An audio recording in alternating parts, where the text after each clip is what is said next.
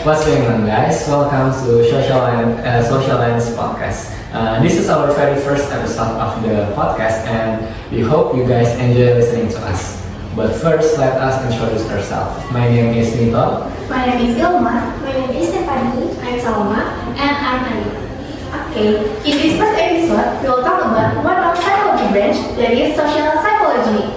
Yep, that's true. And the topic that we will discuss is a phenomenon that is currently viral in social media. Wow, what is phenomenon? Okay, I will show you guys the video. Have you ever seen this kind of live streaming on social media platform, especially TikTok? Terima kasih. Of course, I have seen that. I see that they money on live streaming in my TikTok, especially in my FYP. What happened in the live stream? Okay, so I will explain what's going on in the live stream. So the streamer in the video will ask for gifts from the audience, and before the audience give the desired gift, the streamer will not stop begging, and finally the audience who has compassion will give a gift to the streamer. Yeah, and from the video of the audience, finally the streamer earlier used it as well to as much money as possible. And later, the gift obtained during live are collected and then exchanged for a certain amount of money according to the number of points from the gift. So with that being said, the streamer is begging for money, right? But the difference is that it's done online. Yes, that's right. But there's must be factor and reason why they do that. In your opinion, what the reason or factor they do beg online? In my opinion, people beg online because of economic factors. They may be trapped in difficult economic conditions. They also may not have access to proper employment or education. So the internet becomes a media alternative to make money. I think tragedies like this can be linked to Maslow theory of basic needs, where individuals who are at low levels of psychological needs and security will try to find some ways to fulfill these needs, including through online media. Oh, that's interesting. So you think people do that because of their economic influences, and also because their needs are not fulfilled, so they beg online, right? What about you, Ayu? What do you think is the reason they beg online? I believe so. Maybe that can be because economic needs.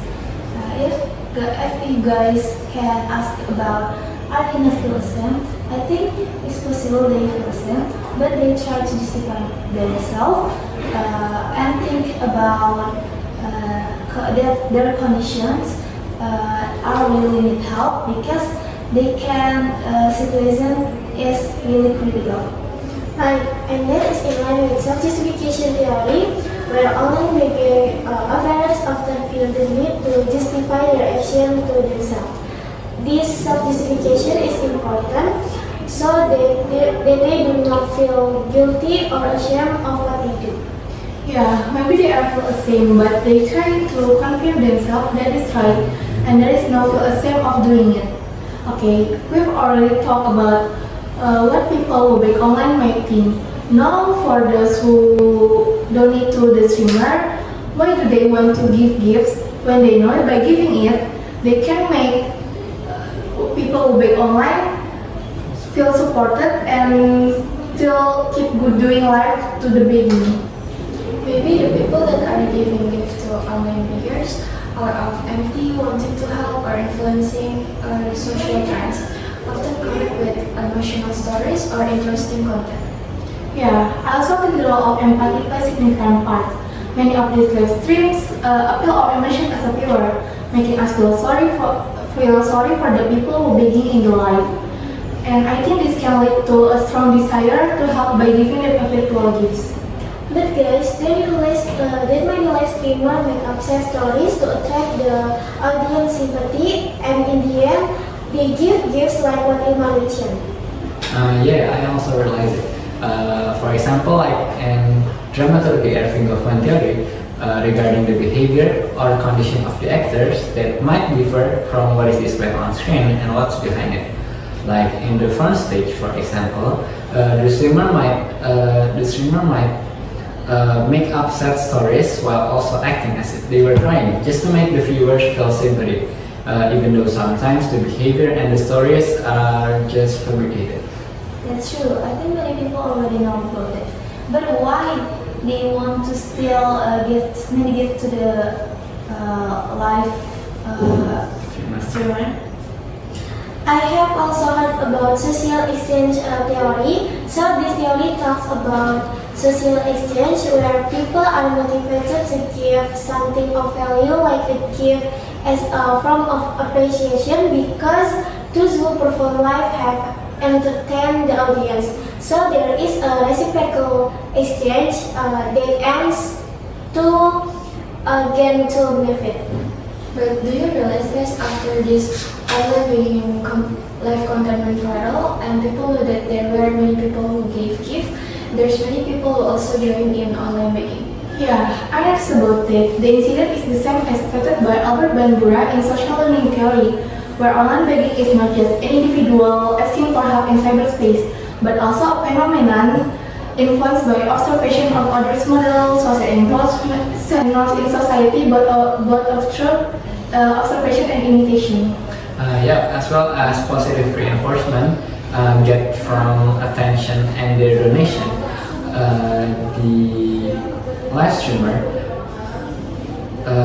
might lead to a broader social context and the public can join to the phenomenon of being online.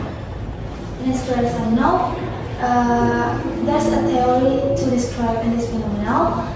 When these people can do the same things or follow the many people do, especially it's popular, it's called a bandwagon effect. In this case, we are discussed when people see the live streaming beggars and the viewers can give many gifts to the streamer, they can do the same things. Right. I've also heard about bandwagon effect. I think it's quite similar to the term fear of missing out, but actually they are two different things. Yeah. I think it's quite troubling. Do you guys think there is a solution that can be used so that people do not participate or stop begging online or begging in the live? I have one solution that might discourage people from online banking is to tighten and make laws about the practice of digital platforms. For example, the government needs to create a regulation about how to make donation online, as well as introducing a more transparent system for fundraising platforms.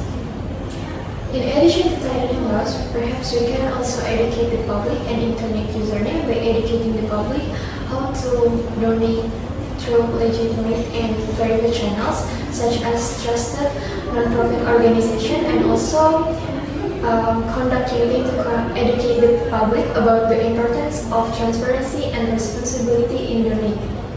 Good solution. A very obvious solution can be implemented to this country, so there are no beggars online and no one else can join to beggars online. Okay, we've already talked about solution. What do you guys have for this problem or this phenomenon?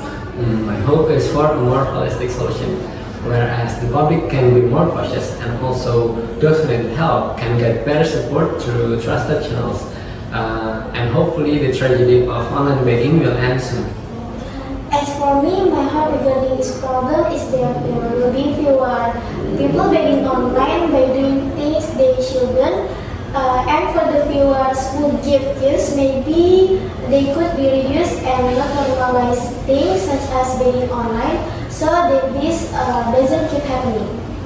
Yes, because sooner or later, those who beg online will develop a bad personality such as begging and being too lazy to work just to fulfill what they needed. By giving our solutions and hope for these problems, this symbolizes the end of our very first episode of this podcast, Social Lens. We hope you guys may get an insight from this podcast.